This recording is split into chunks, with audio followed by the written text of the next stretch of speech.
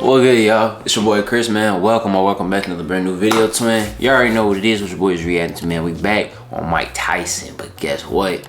Last time, if y'all haven't go watch the last joint, I actually reacted to, but this time, oh, this dude Undefeated right here. And on crazy too, he be showboating, he be doing all you heard. I'll keep it, but I really don't even know who the dude is. So y'all let me know some more videos that y'all would like for me to do down in the comment section. Also, don't forget to leave a like, comment, come join the family, twin. You hear me? We are on the road to 5K. And we're close to, I think, 2K actually. So I thank y'all, love y'all, appreciate y'all. But enough of me talking, twin. Let's get right into this, man.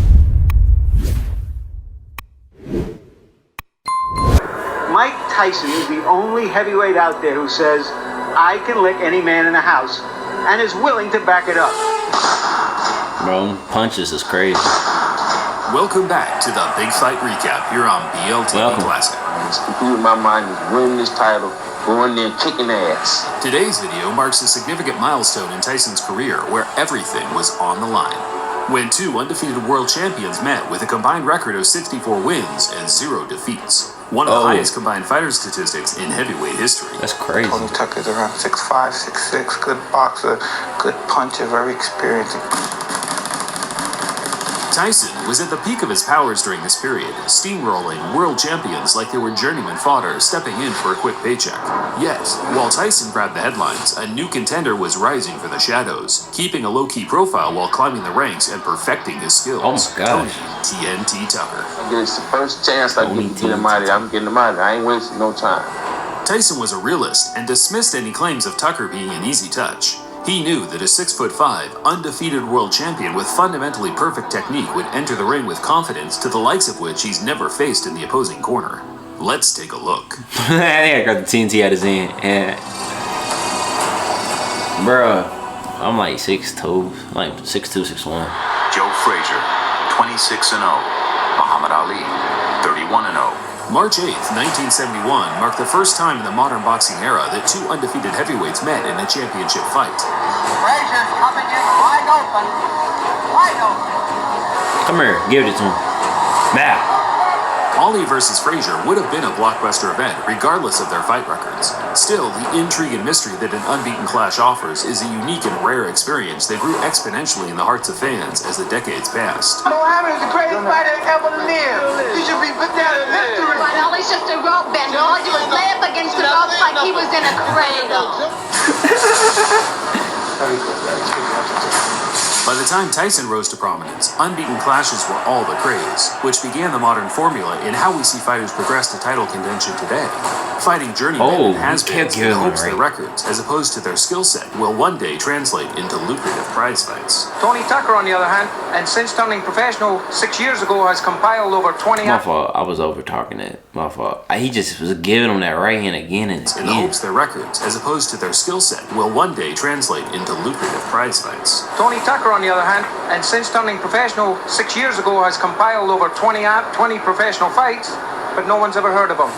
Tony TNT Tucker's rise was no different from how you see most modern heavyweights progress, wiping out club fighters on small hall shows.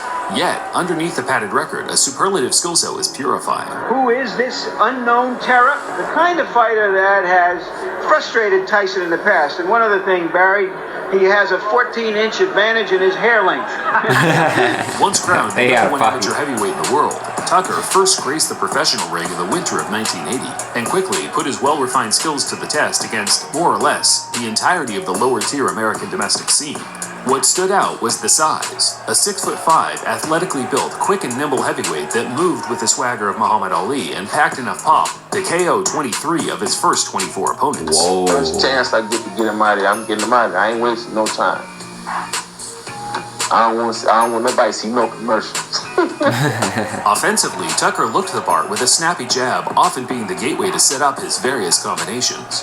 Still, defensively, it took us 6 years to measure his capability, particularly how resilient he was, as he was matched up for his first big test against the ever-aggressive James Broadaxe Broad. On the other hand, Tony Tucker has been called by virtually everybody over the last 6 years the best fighter in the world, and he's showing it right now. Tucker dealt with Broad in a classy manner, announcing himself to the boxing world in a big way, which in turn caught the attention of Iron Mike, as Broad meant more to him than just another peer. How about your relationship with James Broad there? He seems like he enjoys it too, the chance to go at it with you. It's no belief to something. James Broad's like one of my best friends. Tucker wanted to strike while the iron was hot and challenged James Buster Douglas in his very next fight for the vacant IBF heavyweight title. Douglas made a good account of himself, but was eventually worn down and ultimately stopped in the 10th round.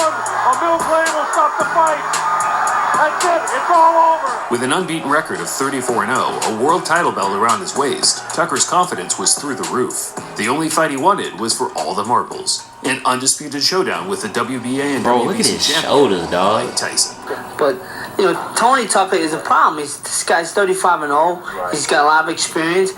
He can fight a little bit. He's not the walkover everyone's trying to make him out to be. I think he can fight, and I think it's going to be a very exciting fight. But listen, I love people from New York whenever they're like describing something or somebody or just talking about it. Like, they give it straight to you. It is like, bro, I just love that, bro. Everyone's trying to make him out to be. Hey, look, like he telling you, like, hey, he okay fighter. He okay fighter. You hear me? Like, he ain't experience. He can fight a little bit. He's not the walkover everyone's trying to make him out to be. I think he can fight, and I think it's going to be a very exciting fight. I love the honesty. There's a line in the movie. Come on, turn me up, bro. I'm excited for this one. I'm excited for this one, yeah. Tyson met Tucker on August 1st, 1987, at the Hilton Resort in Las Vegas. Tucker seemed loose and relaxed during the introductions, with the aura of a man confident in showing the world what TNT was all about. He needs to tie his man up, try to frustrate Mike Tyson. But is he strong enough to do that? That was a good right hand by Tucker. That might have been the best shot that Mike Tyson has ever taken right there. For the first time in his career, Tyson looked human, as Tucker lured him into a well-timed uppercut that momentarily took his legs away. Tucker said when we talked to him, he said, I'm not worried about what he's going to do to me, I'm worried about what I'm going to do to him. That's confidence. Close your face a little bit, dog. He was an amateur. Please. You know what's happening? Every time Mike reaches in, Tony comes with the right hand. Again, a right hand, but he took a right from Tyson. Ooh. And another big right by Mike Tyson. Tyson finished the first strong, but Tucker was the clear winner, disrupting Mike's rhythm with his movement and jab. Well, Tony Tucker is a 10-1 underdog. He wasn't 10-1 in that.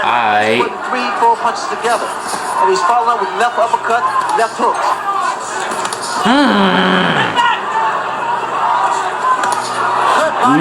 Body shots, dog. That was a good example. He really wants to frustrate Mike Tyson. Bro, he's breaking that body down. Dog, he's breaking that body down, and then he hits you with the real quick with the in the effect. Look, bam. Wait, right there. No nonsense guy. There was a good right hand Good. by Tucker. In close, catching Tyson underway. By the end of the fourth, Tucker was ahead on points, but you could tell Tyson's strategy of slowing him down with power punches to the midsection was starting to take effect. And Tony Tucker. There was a big left hand by Tyson, and that was the one big punch. Good shot. Breaking him down now. He's giving it to him now. Oh my Lord. There was a right hand in close by Tyson.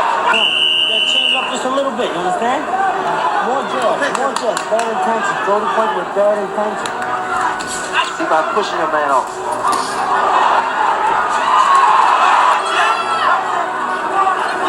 And there was a big right hand. Tucker says, no, I'm not hurt. I've always found that to me. It's a marathon out here for real. Tucker tried to get in Tyson's head with some provocative antics in the mid-rounds, which is usually a sign that a fighter is either hurt or out of ideas. Yup.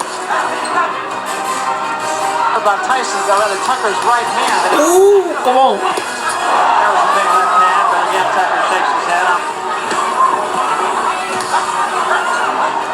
Tyson's getting off quicker with his jab now. Good short. Dog, like the way his body just like.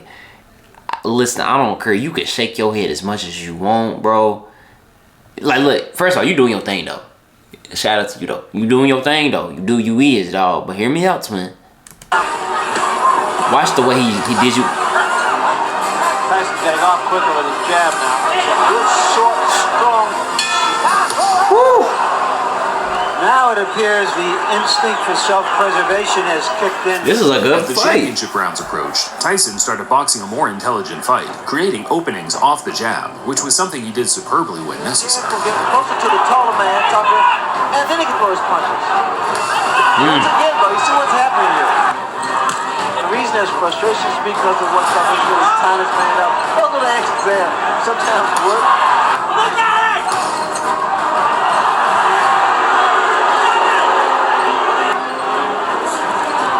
Tucker seems to be fighting the kind of fight that he thinks he's winning. That was a big left hand.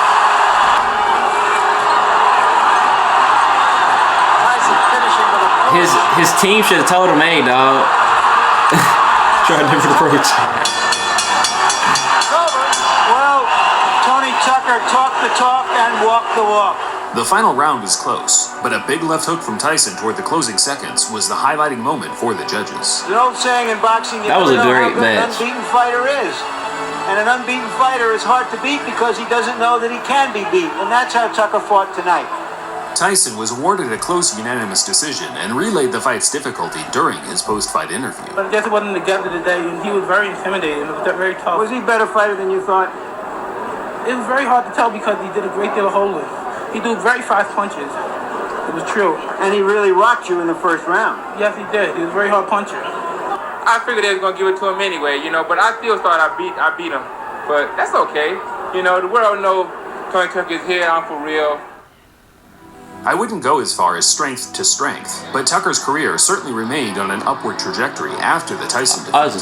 In fact, by 1993, he had amassed another win streak that took its record all the way to 48-1, and would have been further improved upon had Lennox Lewis not overcome one of the most troubling moments of his entire career. That's it. This is what he's got to do. He's got to finish him off. Tony Tucker unloading. Tony Tucker to the head of Lewis. And Lewis just standing there. Thought it was going to be. I tell you, I give Tony Tucker enough respect because he's got a great chin, he's got guts. Tucker's problem wasn't winning boxing matches. He had the skills to regain a slice of the championship. It was just his desire, or lack thereof, that became the closing chapter of the Tony Tucker story. And then I fought him. And it was 15 or 12 rounds, but it was a tough fight. And he was my best, he was the greatest mover. He was real confident. He went through combination. He was a real great fighter. By Tyson's own admission, Tucker was one of the finest boxers of that period, but just couldn't recover mentally from his first loss, reverting back to his safe space of fighting club fighters for a livable wage. It's an odd choice, but not one myself, or many others for that matter, judge him for today. He's a healthy, young at heart former world champion that seems to be bearing the fruits of success from both his professional and private life.